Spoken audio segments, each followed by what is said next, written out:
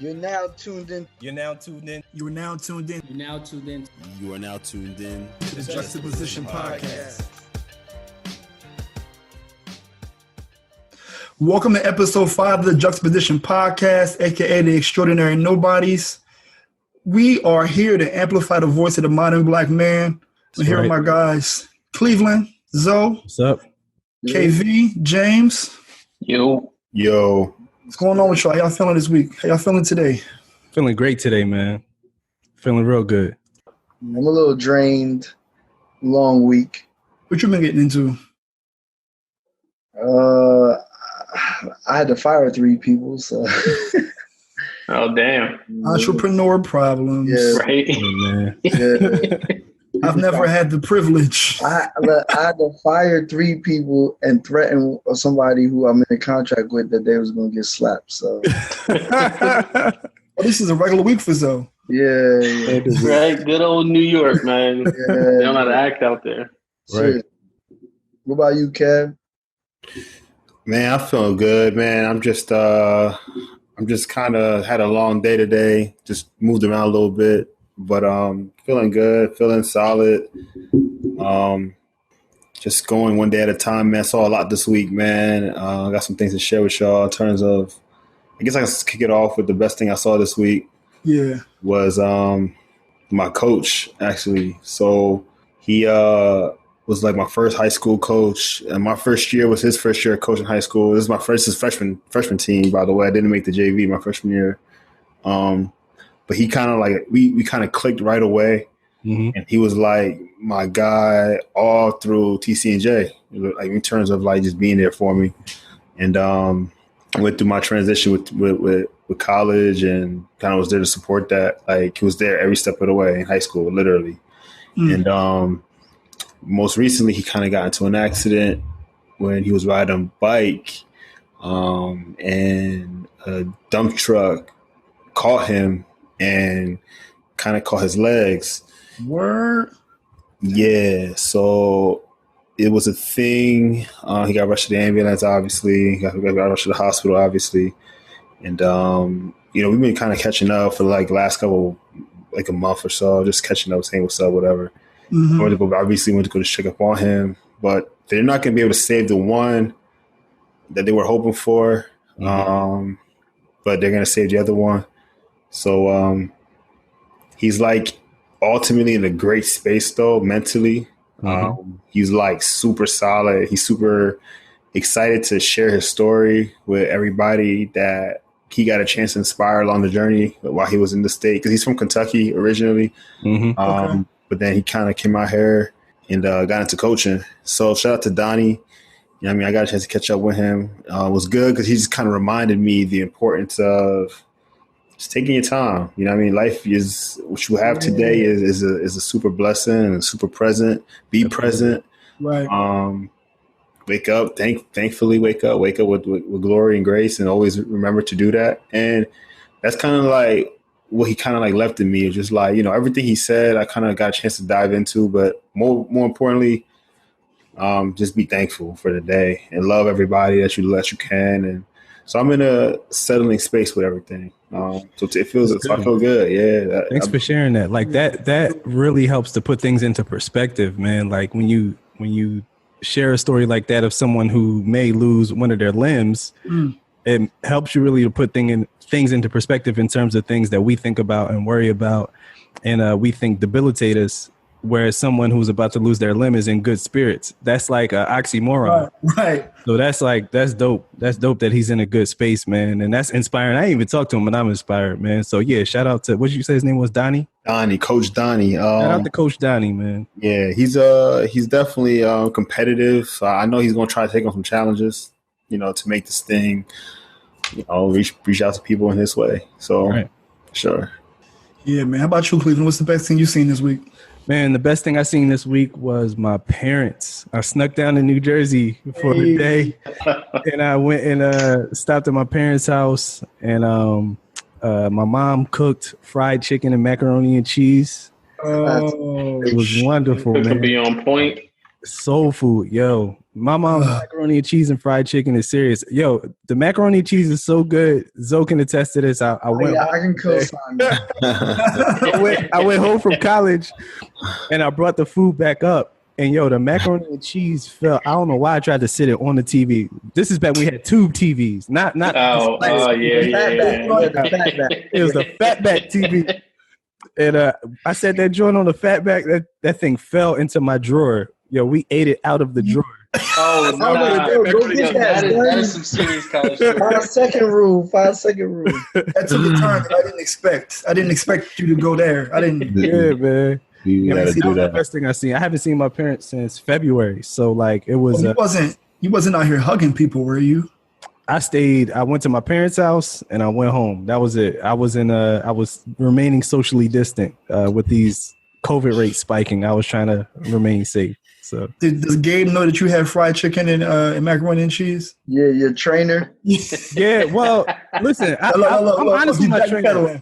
I'm honest with I told Gabe that, during the week, I'm solid. Yo, and I am solid during the week. I don't be playing no games. But like, if I go somewhere for a day, but I do cheat meals, not cheat days, but cheat meals. So that fried chicken. You see him on his toes. He doing his excellent backpedaling. Don't need Avery Bradley. They got clean.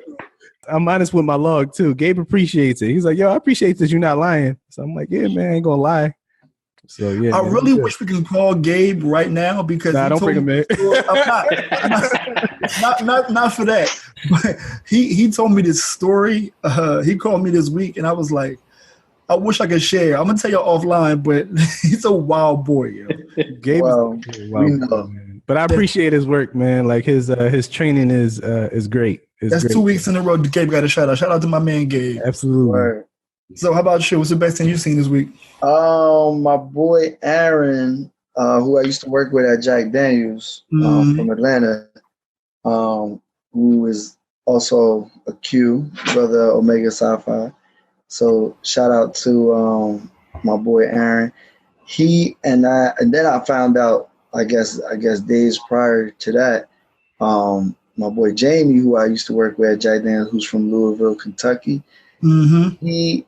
They're both expecting. They're both about to be dads for the first time. Oh man, shout out to them. Yeah, Aaron had like a reveal party on Zoom. It was kind of dope. His whole family, everybody was on there. So I'm like, oh, welcome to the fatherhood club, brother. And he having a boy. So I don't know what Jamie's having yet, but shout out to those two brothers who are now entering a new space. That's what's up. Yeah, shout out to them. That's amazing. That's dope. Did you get him a gift? Or no? Not for the Zoom joint. I'll send something when the baby. Check the mail. Check the mail. I'll send something when the baby arrives. Yo, not to say that we need one, but like moms get mad shit. They get like a push gift. I'm an expecting gift. Use push gift. They got to bear the burden. I've never heard of that, yo. Man, bro, it's a lot of work. Push gifts is real, bro. Push gifts is real. Like I will probably have to purchase a push gift when that day comes. But I've never heard anyone who actually got one. I heard of it. I don't know anyone who actually got a push gift. Y'all brothers don't spoil your queens. I have no children, so James will have that problem. Yo, this whole podcast episode will be named Defense. James got right up out of there. You want some of this too, old man? Nope. Oh man, how was your week? It was cool, man. Best thing I've seen this week was a little bit of sunlight and Microsoft Excel. That's best thing I've seen this week. So no good news or anything fun for me right now. I mean, but you grinding. How long is the internship? 3 more weeks, maybe potentially be 5 more weeks, but right now it's only scheduled for another 2 weeks after this week. And when are you set to leave the state? So we actually was on the, maybe I could have said that, but we were talking to the people in California in terms of like looking for a place to stay today, getting our prices and stuff like that down. We'll see the availability So they have stuff that becomes available August 10th. Mm-hmm. That's the furthest out that they can kind of look right now. Yeah. And I don't think anything else will become like available. They would have known, because I think it's like a 60-day period. You have to let them know when you're going to vacate the apartment. So right now they only have stuff that's in August. So we might end up coming out there sometime between August 15th and August 20th. Is when we probably moving out to California. Nice. Yeah. Right around your B-Day. Yeah, exactly. You and 8 girls, the twins. Yeah. Yo, it's so crazy about that, right? Like Andy and me, and then Jess and Todd. Like, Y'all the real I didn't know about Jess and Todd. They the real yin yang twins. Shut up. Now your birthday is even more impactful because it's 8/24, right? Mm-hmm. Yeah. Now you on Kobe Day. Yeah, I know. Crazy. Yeah, I know. So for me, the best thing that I've seen this week is I got a chance to get outside and go to the coast. And I know that y'all know my pet peeve in life is when people don't look at a map. So people on Facebook was like, I know Zoe was joking, like, why you got a hoodie on at the beach? It's like, first of all, I know that everybody got a smartphone. And if you are assuming that the beach is on the other side of the country, it's the same as the beaches where you're from, then I think you're sadly mistaken. Out here in California, the nights are not warm. It gets cold.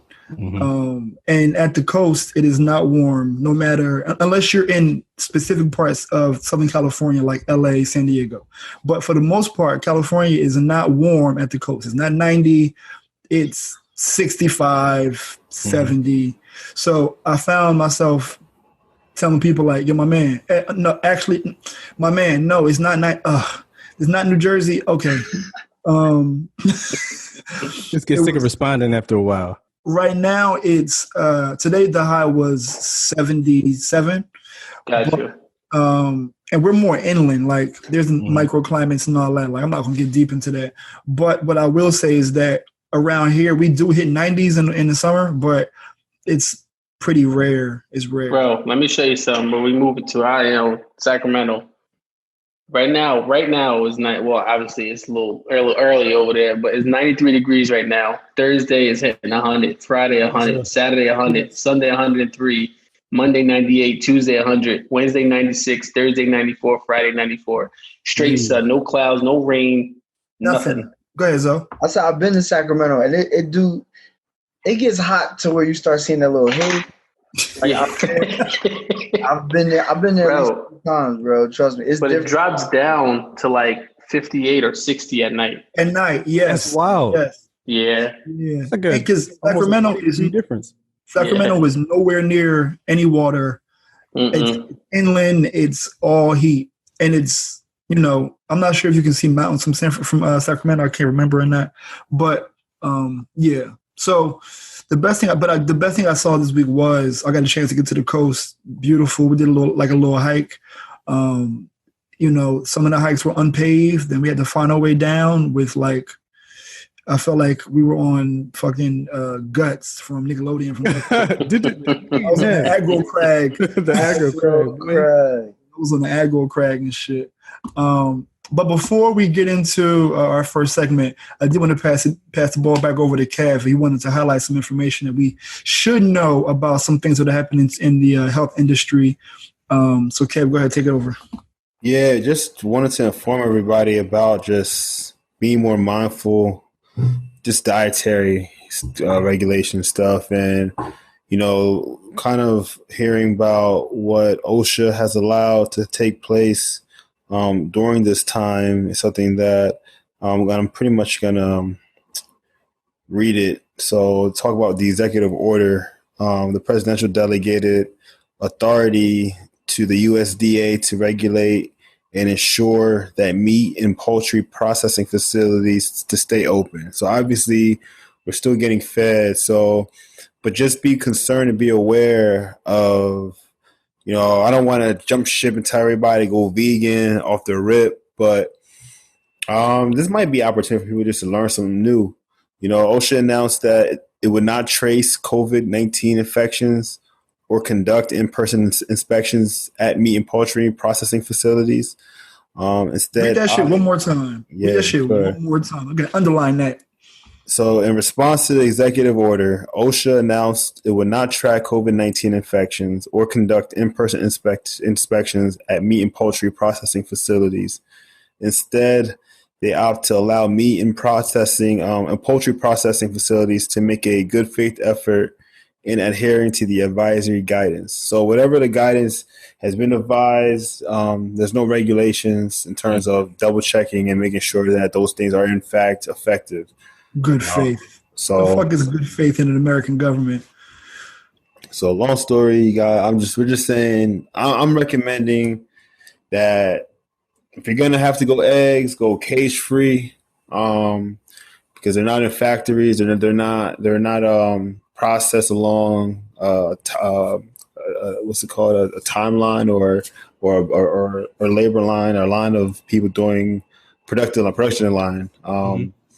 So now with that even being said, there are many plants with infected coworkers have opened back up or never even closed. So people who have been infected, who told that they were infected, they really didn't do a quarantine act, you know what I mean, within the facility. So like, just be aware, you know what I'm saying? Business as usual in these meat plants. It's just been, everything's been the same. They haven't been making any, Foot Locker has to make different regulations, but the meat plants don't. That's wild. Like, bro, even for me, OSHA and the Department of Health are the reason that helped me get some more clientele, because they're like, we need people to take temperature as they coming in, write down their temperature, write down their name, blah, blah, blah. If anything over 99.5, send them home or tell them step aside, and, whatever. So it's like, for the construction site, they're taking more precaution than the food that they're giving us. It's crazy. That sounds crazy. Kev, is it because they think that when you cook the meat that it can't transfer the virus? Is that what they're banking on? That's the speculation. I think that's what the assumption is. And I think for me, I've been taking a step further when I think about the processing. I'm thinking about the actual feeding and the naturing and the caring of the chicken or of the animal. You know what I mean? Yeah. So then if they are infected, quote unquote, and they pass away and they die, what does that bacteria looks like? You know what I mean? I'm not sure.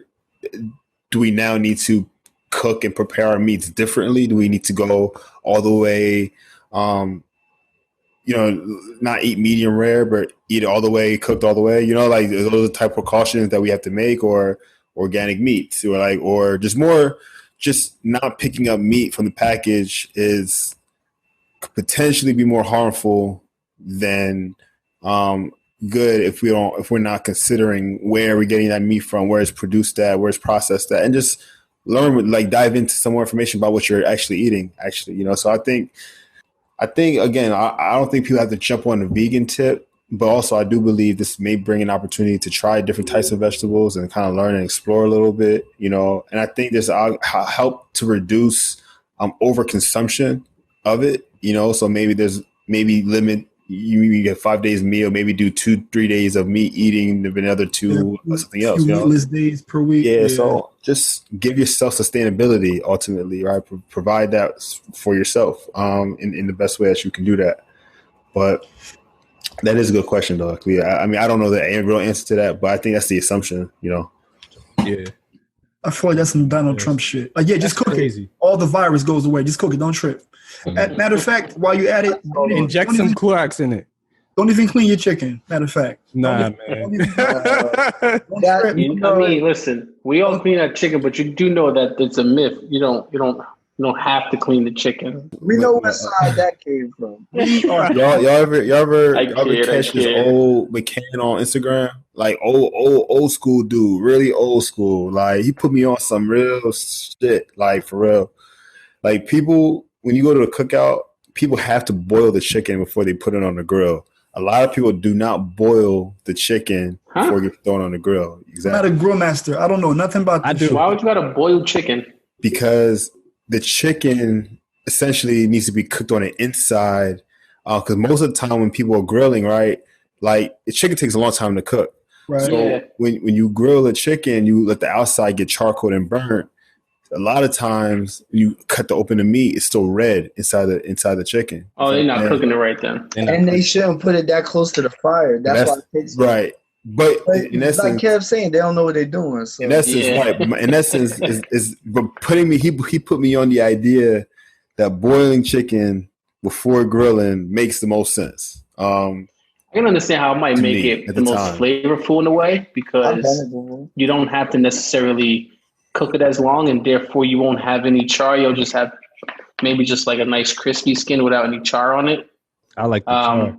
I'm about to say I like the char. I love the char. Then just leave it longer. It doesn't negate the idea that the inside is not cooked. You know what I'm saying? Like I think boiling the chicken before you grill it makes the most sense, because ultimately you can season your chicken in boiling water, essentially, right? And that's just the process of preparing the chicken for it to be thrown on the grill. I just think obviously, there's other mechanisms to do that, which is lower the heat, keep it away from the fire, like smoke it.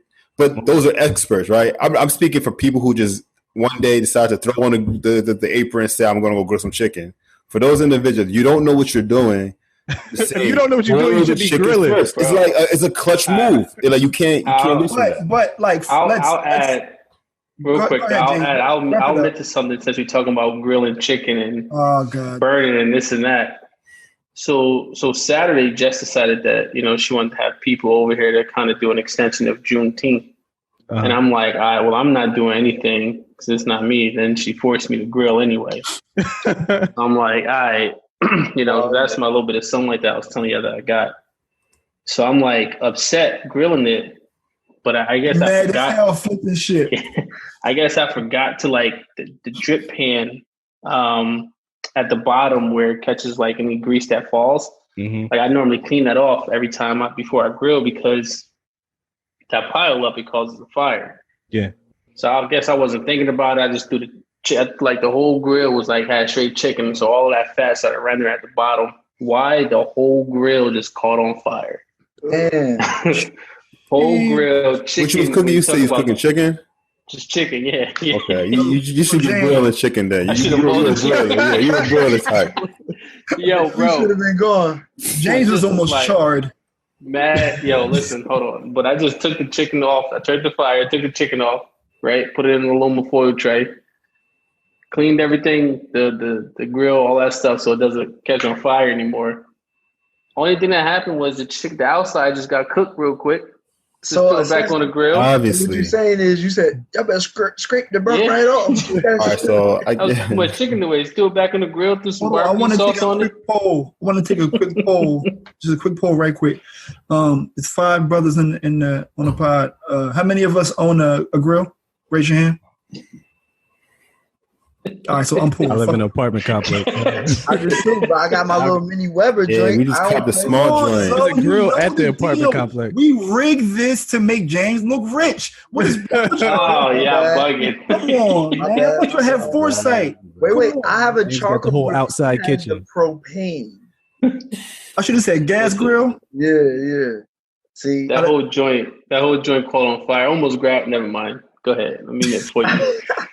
I almost grabbed my fire extinguisher I got in the crib to go put it out. But I have one in the hallway. I don't have one inside. I don't understand. It's required though to have one. But as we move on, I think this is a good segue, because James was expected to grill when he specifically told his wife, "I am not grilling." 5 minutes later, this nigga on the grill flipping shit, mad as hell. Angry too.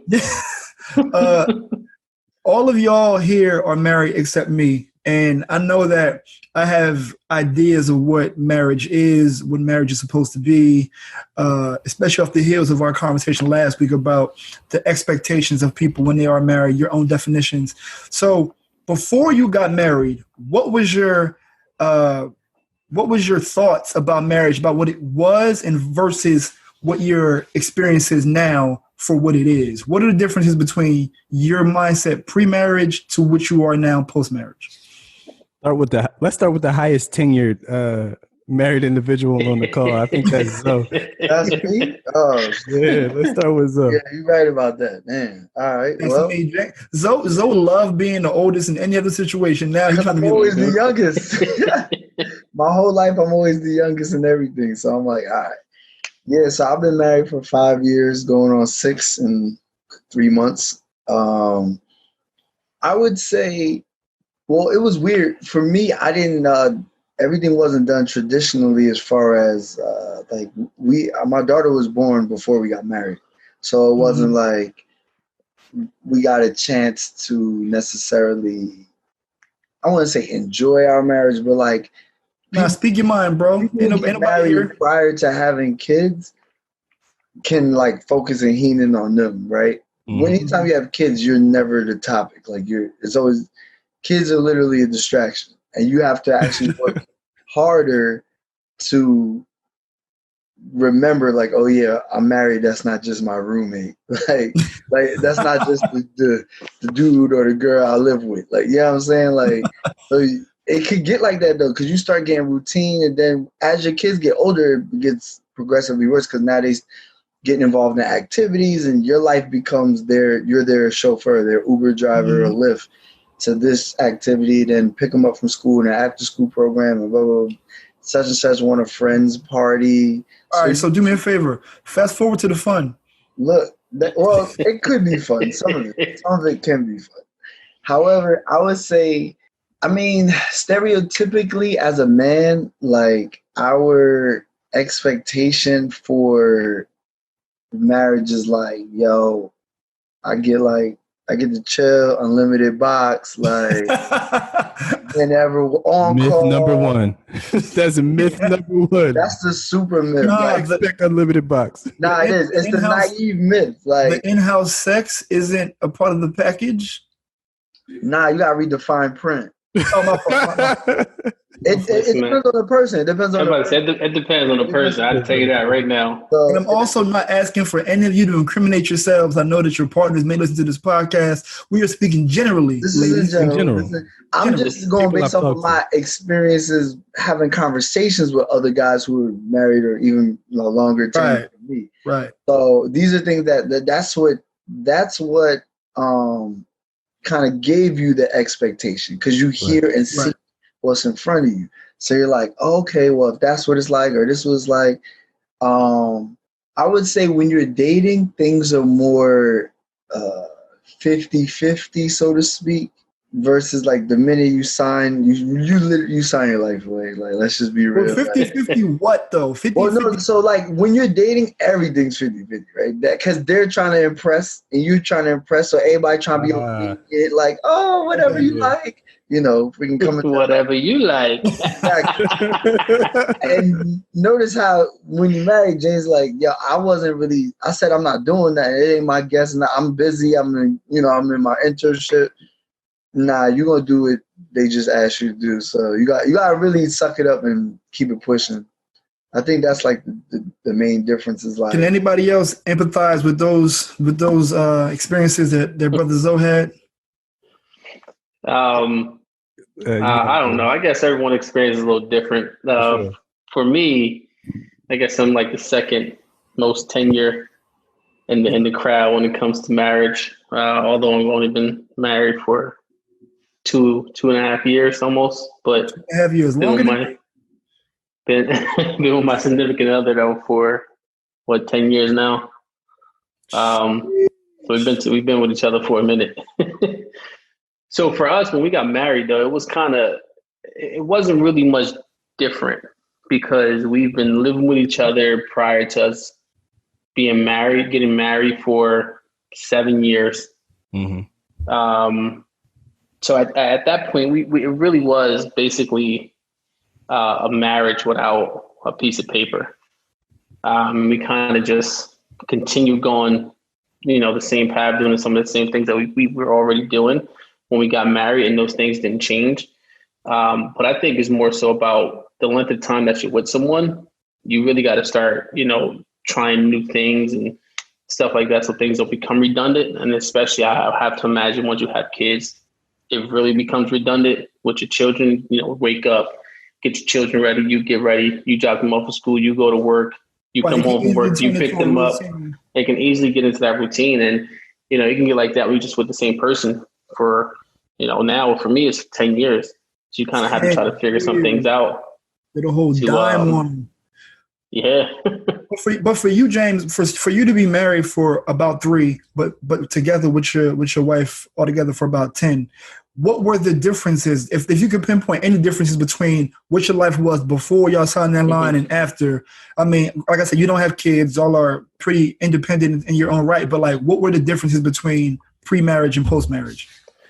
I would say probably the things that the sacrifices that you make, maybe you wouldn't have done otherwise, or maybe not have asked you to do in general. So, you know what I mean? So, you know, for example, the whole thing, like, I'm not doing that. And then she's like, oh, but I don't know how to do it. Like, can you just do it this and that? You're just like, come on, man. So does the happy wife, happy life thing ring true? No. So, no, I don't believe in that. I better be fucking happy around here. Not in the sense. Now, of course, I believe, you know, like, I do want my wife happy, but I you know, it's about picking some battles, right? Right. There's some things that is like, like, we're not doing that. But then there's other things where it's like, it's really not that big a deal for me. Like, I'm okay. Right. Cooking on a grill, even though I may not want to because it's 90 degrees outside, and next to that grill is like 300. Mm-hmm. Man, like, one of my cousins came and he was like, damn, you sweating. I'm like, you see me by this grill right now? Roasted James. So upset. But I think it's one of the biggest things is more about some of the sacrifices that you probably make being married that you may not think about making prior to that. Right. But for us, I think because you know, a lot of people don't live with each other for that long before being married. Right. So there's things that once you are married that you may not know about just a significant other, other things that may come into play. But for us, I mean, we really kind of knew what we were getting into. We knew who we were for the most part anyway. There's always some new things that'll pop up that you didn't know before. You know, you never truly know someone completely, but we knew each other for the most part, and you know, it was cool. All right, cool. So Cleveland, what do you have to say about, well, first of all, what do you think about, what were your expectations before marriage and what is going on with you now? Man, so I'll say I've only been married for 8 months. So I'm still new to the marriage game. My expectations with marriage, have they differed from what I'm actually experiencing? I got to say yes and no. Here's why I say like that kind of non-answer is because like you have this expectation in your mind on what things are going to be like, and then you get married and you're not seeing those same elements, but it doesn't mean that it can't happen. Okay. It just means that it's not happening right now. So like the best advice I got is that an expectation without communication is just a fantasy. It's not real. It doesn't exist. So you got to communicate. Say that again. That's gem time. Say that one more time. Drop a bomb. An expectation without communication is just a fantasy. It's not real. So like I communicate what I expect, and then that helps us build and work towards that goal. So the thing about me and my wife is our courting period was kind of quick, right? Like we met 1 year, I proposed the next year, we got married the year after that. You like TurboTax? Yeah, like TurboTax. Like let's make this thing happen. So like I got time for that. Like but the thing that made it so real for me and why I knew she was the one was always because of the communication. I was always super honest with her. So like that honesty is kind of helping to align my expectations versus what's actually happening. So like, is it what I expected automatically? No, but like you communicate and you talk and you kind of work towards that middle ground. You know what I mean? So it could be, you can have some oneness. And speaking of oneness, the guy that I'm about to pass it to now, I just imagine has great communication. So like, I don't even know if his expectations and his reality were like ill-advised. So Kev, what were your alignments? I know you was with your lady for a while too, and y'all are just married. So what were your differences between pre-marriage and your reality now? Pre-marriage, there wasn't no expectation really. There was everything we have now has been the same. I feel like we maintain originality in our relationship from the beginning to where it is now. We did do something that was non-traditional before we got married, or not advised heavily, which we did get counseling. We did see counseling for a year. That's discouraged? It's not talked about, and I feel like a lot of people either do it, or if they don't, it's not required. It's not necessary. It's like it's an extreme. It's not really. It's an interesting concept. So it wasn't advised, because I know when we first talked about doing it, people would just feel like we don't need to do that, or whatever that was. So our thing was we learned how to communicate. We learned tools. We were given.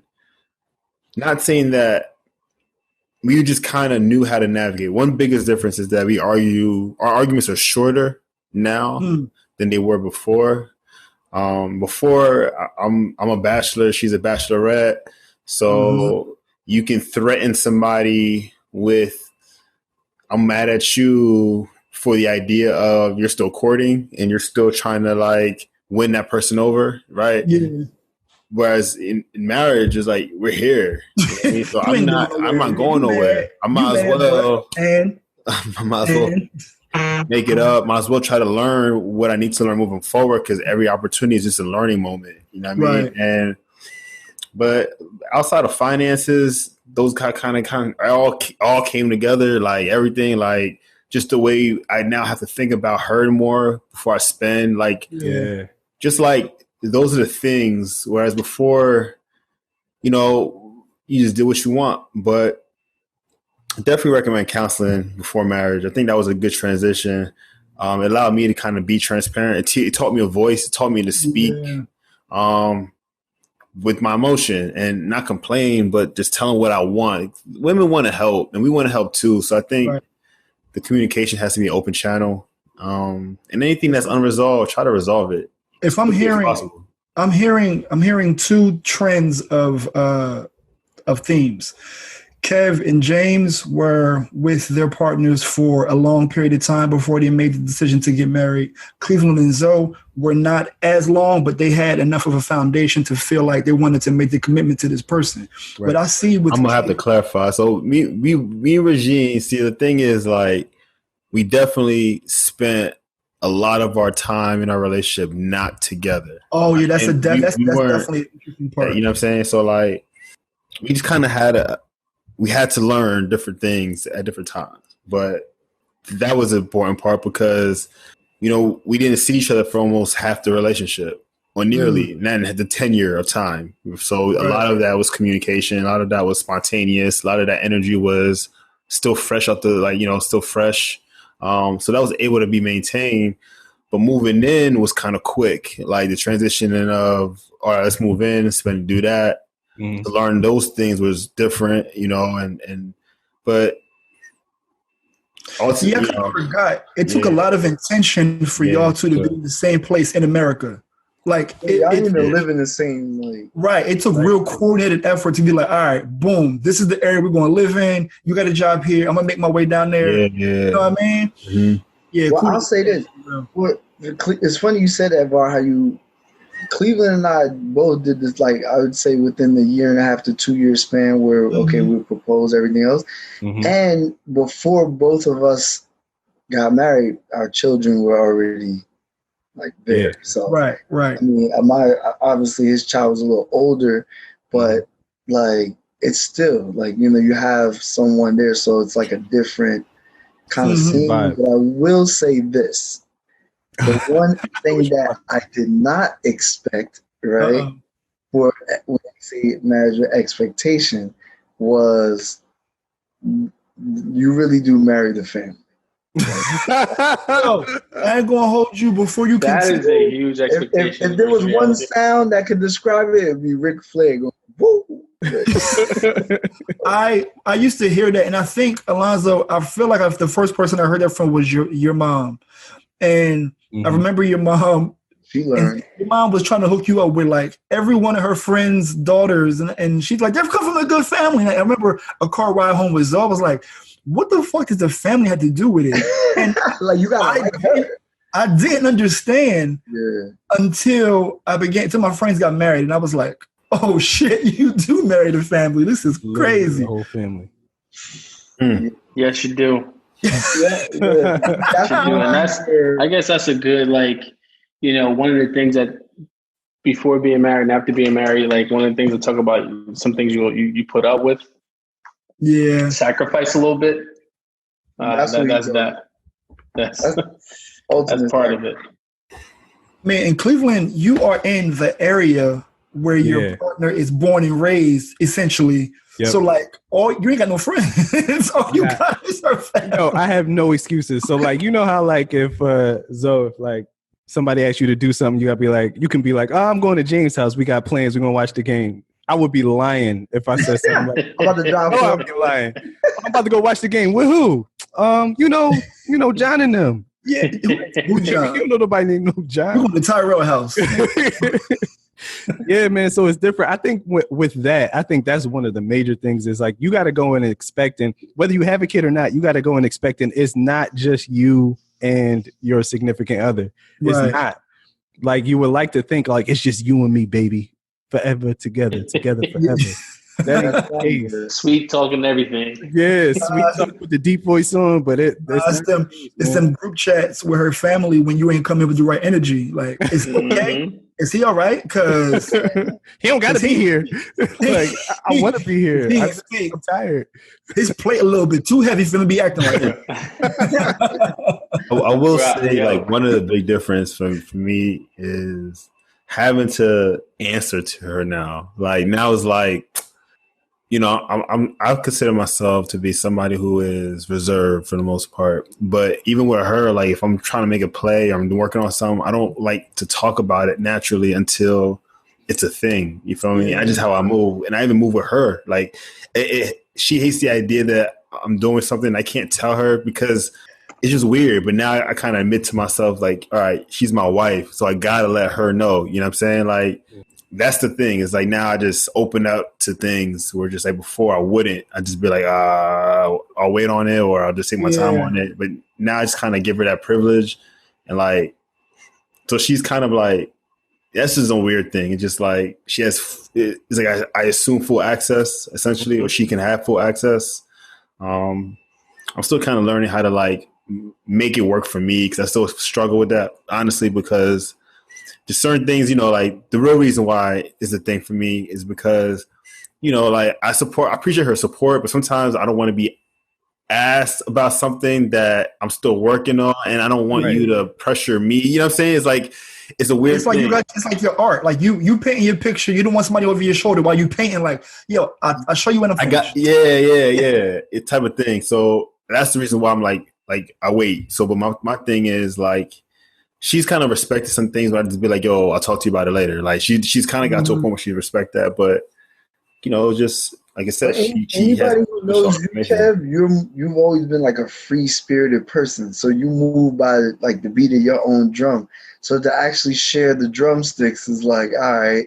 Yeah. So you know what I mean? Like that's different for you. Or to pull the curtain back to see you drumming or to see you like, you know, working on your routine. Yeah, that can't, whatever brings you to the next point. I don't want to move on from that until anybody else experience with Zoe experience. I want to make sure we come back to my joint is different. Wait for the book coming soon. Like, Zoe, it might be a little different with Zoe. I mean, I think we all have our own little fair share of similarities with it. I think that's with any marriage or whatever. But when we talk about the family, I got a quick story about, you know, the family situation. This is like early on before we were actually even officially dating.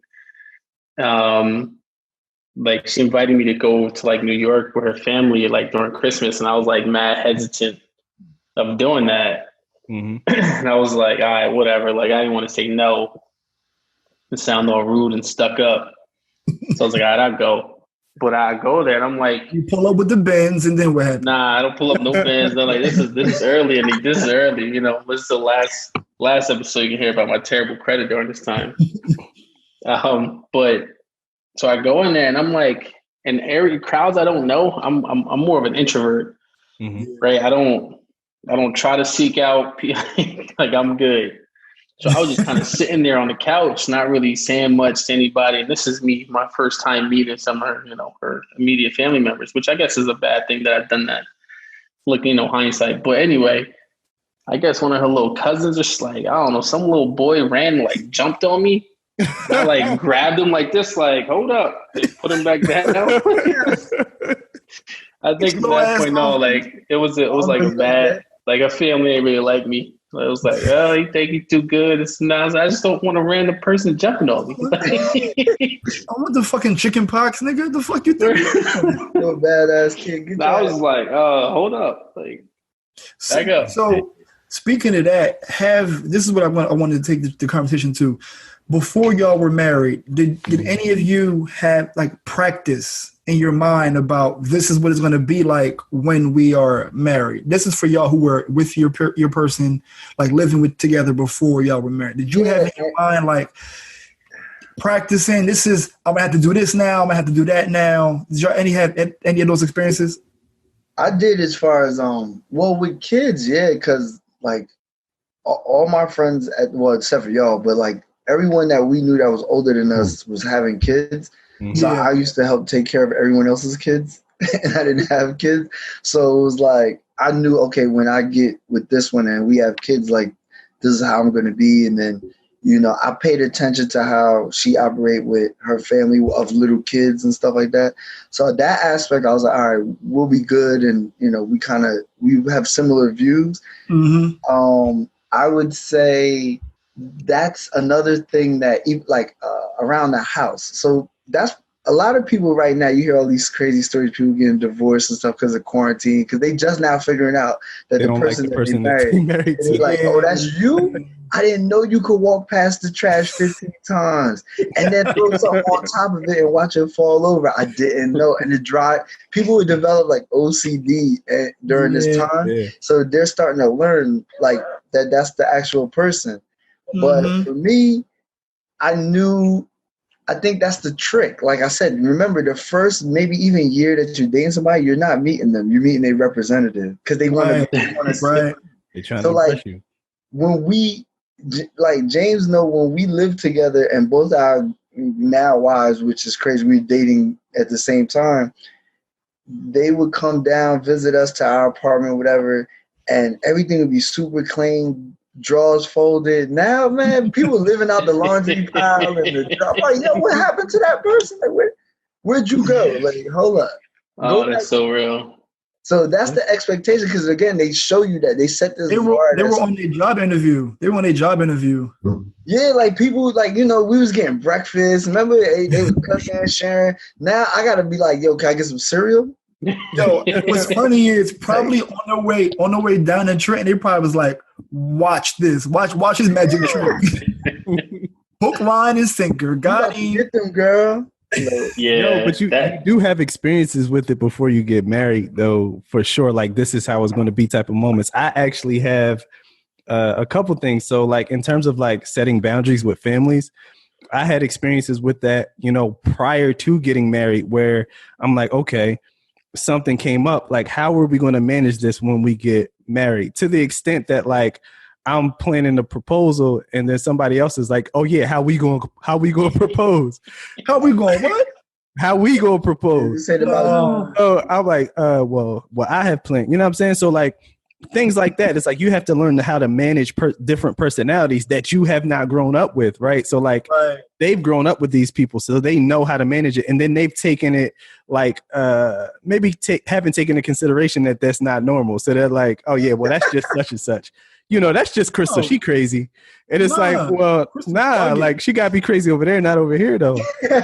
So like, little things like that I had to manage like when we were still courting. But Kev touched on something that's so important, which I don't know why more people don't encourage it, but man, counseling. Premarital counseling for yourself and as a couple. Right. And as a couple, because marriage, literally, it puts you under a magnifying glass. Like marriage will make you better if you let it. So what Kev was talking about, I know I need to work on my communication. Like those are the types of things that marriage pulls out of you. Like, here's areas where I know I need to grow. So I'm going to do that with my spouse. So counseling, premarital counseling for myself really helped me and helped me to frame some things properly. And then premarital counseling together, of course, is extremely beneficial. I highly encourage it for sure. I find myself to be super, like I mentioned to the viewers every episode, I'm not married, but I find myself to be very fortunate in the fact that like I can watch all four of y'all and y'all transition. I was, for the most part, for like 90% of your journeys, I was around and I seen it. And I feel like I can take nuggets from all the things that y'all have been through and be like, okay, not to say that anything is normal or not, but to be more patient. Y'all have known me to be very particular with the person that I want to end up with. This is not something I take very lightly. It's like, nah, this ain't gonna work, brother. This ain't gonna work. But I think this quarantine, this COVID situation has been pretty kind to me because it kind of revealed, you know, the things that I thought in terms of like not expectations, but the actualities of like, if you had to spend X amount of hours and days and months with this person and only this person, what is life going to be like?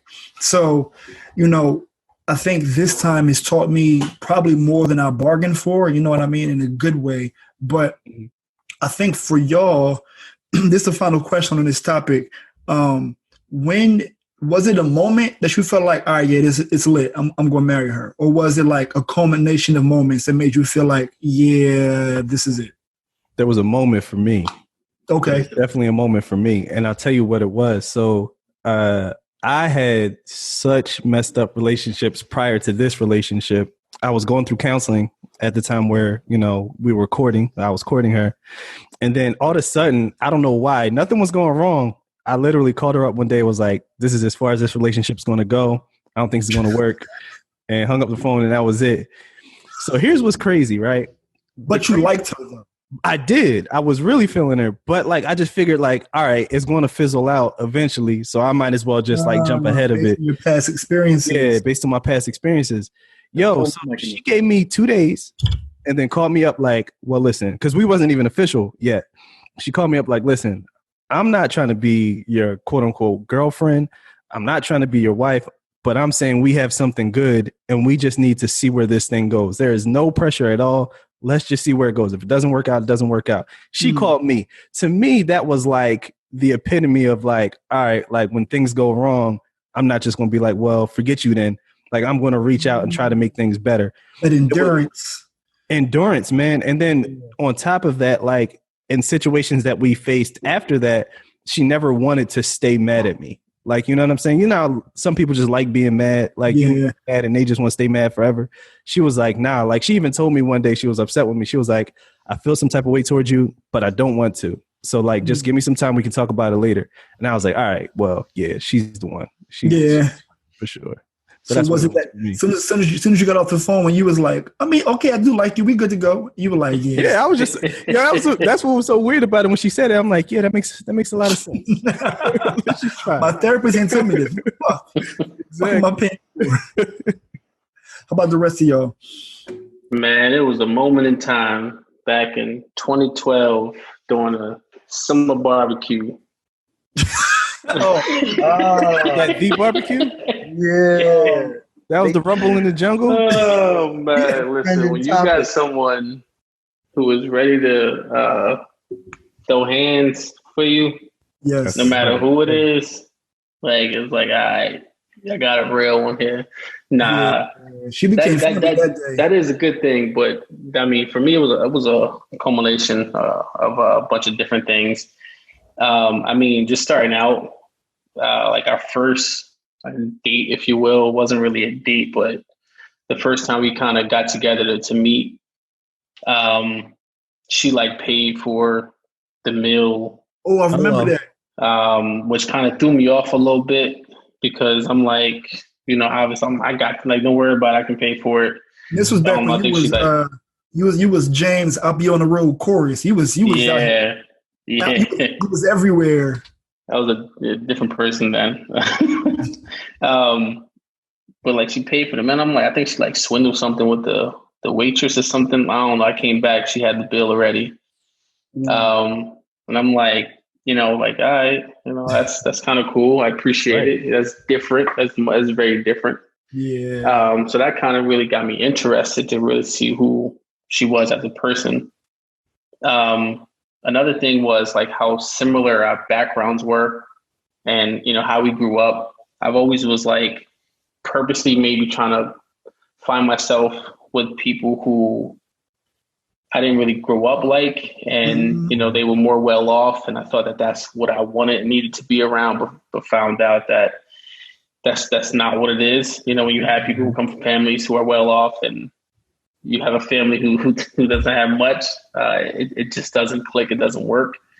So our upbringing was very similar. We had very similar beliefs, and just from there, we just kind of clicked. And that's how we was able to move forward pretty quickly in terms of moving in with each other. And I think I know that a lot of people may not agree with this, but us moving in with each other after 1 year, I know her family was telling her that she was crazy. But that really helped. Look at me now. Yeah, that really helped us grow. And we were able to grow together from where we were back in 2012 to where we are now. Like we really grew together. Yeah, that's man, dope. It's still wild to see, especially you and Zoe. Like I had a front row seat to see like the whole shit, like from day one to like marriage to back when they used to have like Bible study in the absolutely Wednesday completely Bible. different. What about you, Zoe? Was there a moment, or was it like a smaller pieces? Well, I mean, one moment, but it's X-rated, but you be like, woo! Right. This is it. I can rock. Now, let me call James Dolan right now. Put my number in the rafters right now. Go ahead, get the hanger. This shit is over. I would say definitely. I think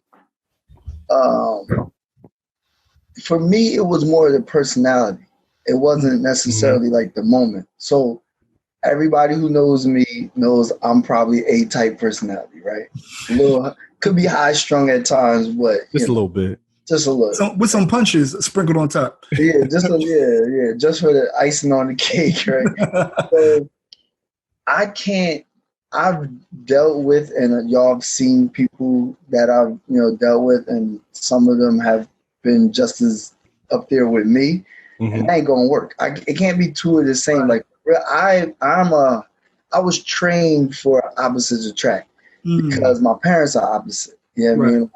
And even down to personality. Who you hang with is opposite. It's opposite of me. Like I can't be with somebody else that's exactly like me because it's not. It's gonna be just a fire. So I'm like, when I noticed her personality type and versus what I was used to, what I had already gone through, I was like, oh, I could rock with this. And then I seen her personality type is very, very, very similar to my dad's. They're actually same sign. I'm not really been into like the astrology thing, but some of that stuff do kind of like, it does make sense every once in a while. You're like, oh shoot, it kind of fits. But so she's very similar. And then she was always upfront and honest versus most females, you gotta like dig and pry. I shouldn't say most females. Most people, when you dating each other, right? We were always just like, put it out on the table, and we never really argued. Like I've been in situations where I've been talking to a girl, I've been with someone for like 2-3 months, and they already arguing. I'm like, what the hell are we arguing about? Like, we don't even supposed to be the honeymoon phase. Yeah, like we don't got no kids together, we ain't got no bills. Your last name yet? What the hell are we arguing? So I'm like, oh nah. But even to this day, like we don't really argue. So it's like, again, that personality type of, I brought more, her being more social out because she was more like an introvert. And then she brought me to like chill out, like mellow me out. I could chill. I could let things roll off from time to time. So I think that's more what it was. And then like I proposed, I had already in my mind, like, yo, I like this girl thing. And I asked my dad, which was funny, right? So my dad, I said, how long were you and mom together before like you decided that you wanted to marry her? So of course he like, what you think about getting married? I'm like, I mean, I really like the girl, right? So he's like, all right. He said, we actually weren't together that long. We were probably together for like a year and some change. And then I just knew. He's like, it's not about how long you was somebody. It's you know what you know. It's a feeling. You can't describe it. If you know you like that person, you feel like you could see it and you feel like you could build with that person. People are together. I know people who were together for 10 years and then they break up and never get back together. And they just wasted time. Versus like people who met and then I don't want to say it's love at first sight because I don't believe in that. I just think once we got to like our personality types gelled really well, I was like, all right, I can rock. And then obviously you go through your ups and downs. And the crazy part is I also looked at the worst she could be and the worst I could be, I could still deal with it. See, that's key. That's fire. You know how they say, what is it? You only strong as your weakest link. So at her worst, you can still rock. Yeah, and we went through hell and high water together, but she wasn't like vindictive or like there was no vitriol where it was like I gotta watch my drink or something. It wasn't like that, you know what I mean? Like, you know, she put pine salt on my shit. I don't know. Like, well, Fabuloso, she's Spanish. So. I don't know. But it didn't get there. Pine salt. Yeah, so it didn't get there. So that to me, it was more person, not really a moment, but it was more like just a connection. Yeah, that definitely makes sense. How about you, Kev? Bring us home. So yeah, I remember you asked about the transition stuff earlier, but I went into mode a little bit before I proposed. That's kind of when like I started thinking to myself like, all right, I got to start adapting mentally. I got to start moving a certain way to see if I can transition smoothly. Ain't no such thing as like being prepared for marriage, but I think what I tried to accomplish was a smooth transition to the best of my ability, like just kind of like prepare for it. So, but before we were married, I had certain limitations, like rules I didn't break for her, like certain things I would just do for myself because I'm in my moment and I want to live in that. Then when we got engaged, you know, we started opening up the door. She's similar the same way. She kind of moved the same kind of way. Like we didn't really open up the door the entire way. But one thing I did do while we were engaged, I definitely turned the temperature in the kitchen up a little bit just to see, like intentionally. Yeah. I need to see. I need to see all of. I need to see the worst of it. I need to feel that. I need to see, like, you know. So that was cool. I definitely learned a little bit. She had to see my BS, man. I had to see her BS too. So after further review, I didn't fear moving in with her. I was just like, all right, if worst case scenario, we'll be roommates, you know, like it'll just be smooth and we'll work it out. But I definitely like Jane, I recommend living with somebody for a year, man. If you could do that during proposal or before, I definitely say get that experience for the idea of you don't know somebody till you sleep with somebody and you wake up to somebody every day. And not forcing anybody to do anything that they shouldn't do, but if it was like, why not? You save money, y'all can live with somebody that you like, save some bread, stack up a little bit, and it'd be cool, you know? If you live with the right person, you can save bread. Oh, here we go. We talked about this last episode. What was it, $10,000? Nah, he said it was 6. Oh, 6 stacks. Oh, I'm at interest. What I can say is, outside of Cleveland, because Cleveland had moved away. Well, I moved away first, and Cleveland moved away a little bit after. The other 3 of y'all, it was no surprise as to who y'all married. It was like, you know, it makes sense. You know, like there was no accident with y'all ending up with the people that you ended up with. It's like, it's super clear. And I think as your friends, you can be able to see like how you gel with the person. And it's like, oh no, that's it. And on record, I want to say that I admire all 4 of y'all. Y'all journeys are super admirable. Like, you know, all of us are 35 and under, and 4 of y'all are married. And, you know, y'all are breaking stereotypes every day. No matter what you go through from day to day, you got to understand that you are your history. You're breaking stereotypes. You're creating new routines for the family going forward, kids or no kids. So y'all should make sure y'all give yourselves a pat on the back and hug your wives while you're at it. Always, every night. Yeah, so with that being said, I want to get one more question out on this topic before we wrap up. So I wanted to ask y'all, for folks who are on the fence or who are looking to be married or looking to move in with their significant others, what is some piece of advice you can give them if they're on the cusp of making that commitment in that lifetime lockdown? So for me, the number one thing that you can do is work on yourself before you make that final decision and make that commitment to pop the question.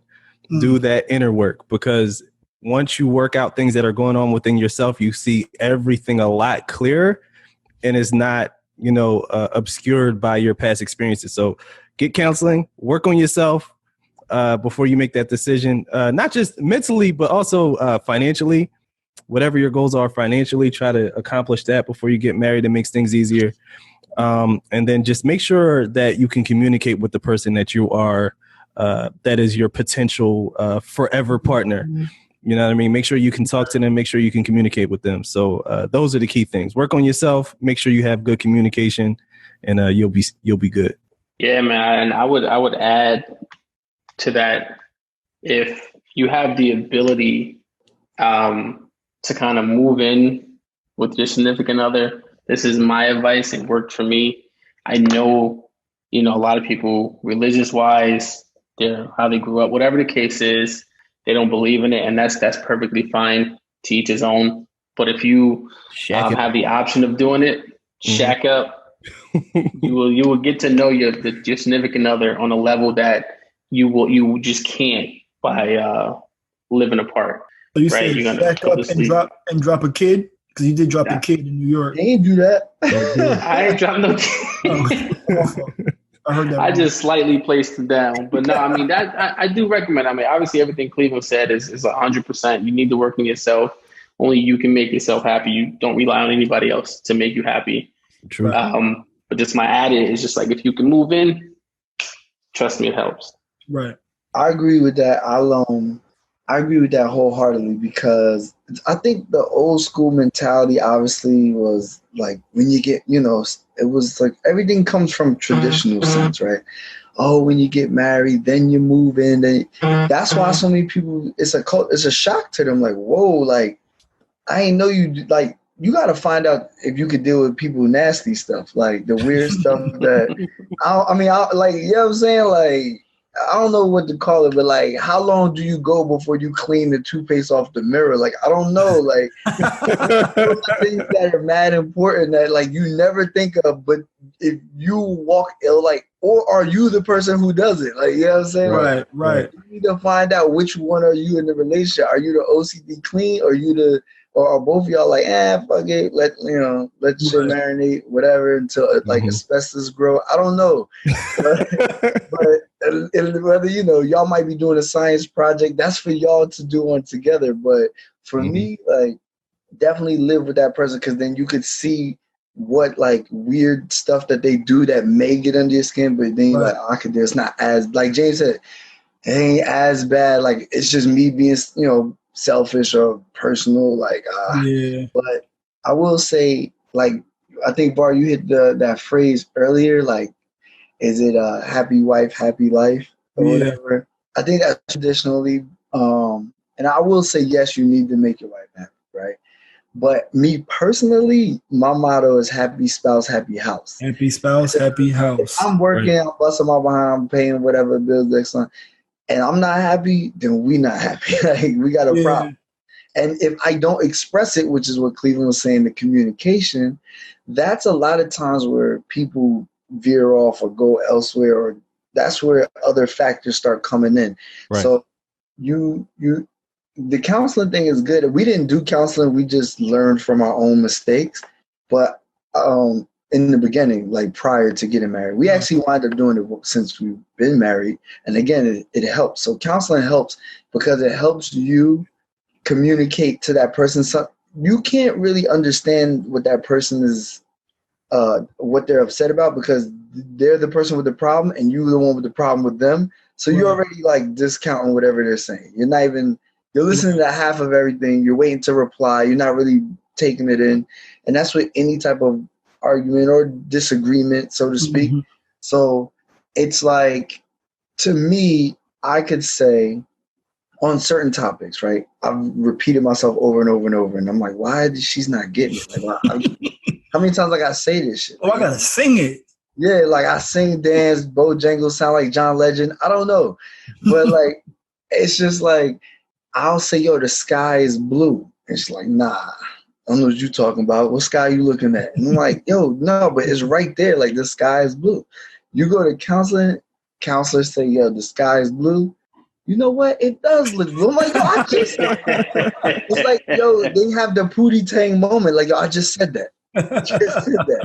So you kind of need somebody to kind of get the point across sometimes. And not every time do you want to reach out to, like, I mean, having your friends is key too. Balance. Balance is everything. Like, y'all know I will call y'all if I'm like, not only balance, but to have people to call that aren't yes men or women. You know They'll check you. We're like, nah, bro, you bugging. Thank you. Like, if a real friend would tell you, like, nah, yo, you're doing too much, or like, nah, you're doing too hard, or if you didn't do it yet, don't do that. Like, whatever. That's what you need. So that's what keeps like me grounded. Having you guys, my friends, like, you know, calling, like, yeah, am I tripping or whatever?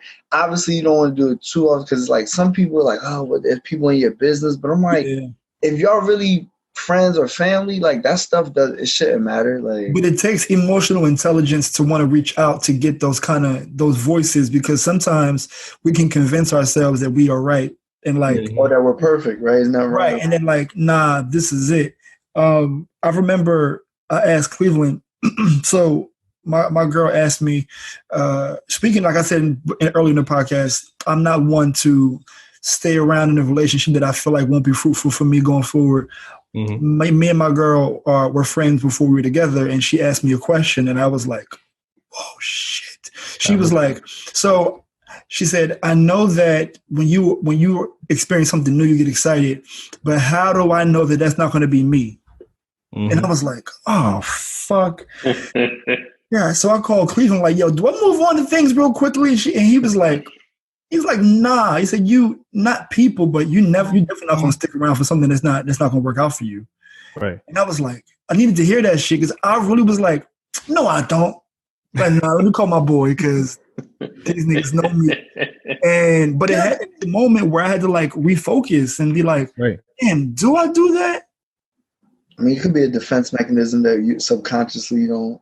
But I think we all do that. I mean, I've done it. Right. Of course. You gotta reframe the way that you see yourself and the way that you see relationships, man. Like that's so important. That's really what counseling does, though. Like it answer those hard questions about you. Puts things in perspective. Self-evaluation is key, and that's my thing. I'm always like that, and y'all know me. I'm quick. See, I process information a lot faster than most people, right? So I am quick. Everybody say, yo, he always says that he quick on the draw because I've already processed that in my head. So I know that before I speak, I probably like, yo, wait, before I curse this person out. It's like 3 or 4 options you have. Yeah. I'm like, and what they got on me? I ain't do nothing. Oh, it's over. I'm coming full steam. Usually, and Var, you notice me having to apologize, I don't like doing so. So that's why I think about it first, because I'd prefer not to apologize. So Yo, that's literally like from the outside looking in, that's when I knew Elides was the one. When you apologize to her. I think like unprompted, yo. Like, not only did Zoe apologize, he told me he was going to apologize. Like, he I don't know exactly the situation, but I remember he called me. He had stormed out the house, and he was like, "Yeah, I'm about to go back in. I got to apologize." I'm like, "Apologize? You gonna say I'm sorry?" Like, yeah, I got to apologize. I was like, "All right, yeah, she's the one." They get me. Yeah, it didn't take much. I knew like at the Poconos, I'm like, yeah, Zoe gonna marry her. Like, this is. I knew after that first night in Poconos. Shut up. Kevin, can you hear us? Thanks, Kev. I appreciate your birthday. Oh, that was a good time. It got my wife. So I know that y'all gave us some great actionable items in terms of what to look for as far as marriage. You gave us your expertise in terms of what you saw in your partners, some things to be mindful of, some things to look out for. So I do appreciate that. So we're going to wrap up this episode. But before that, we're going to toss it over to Zoe to give us a serenity prayer. Well, first, don't let one thing to finalize, like the marriage thing too. Don't let no August Alcinas up in your Don't do that. I don't care. That's.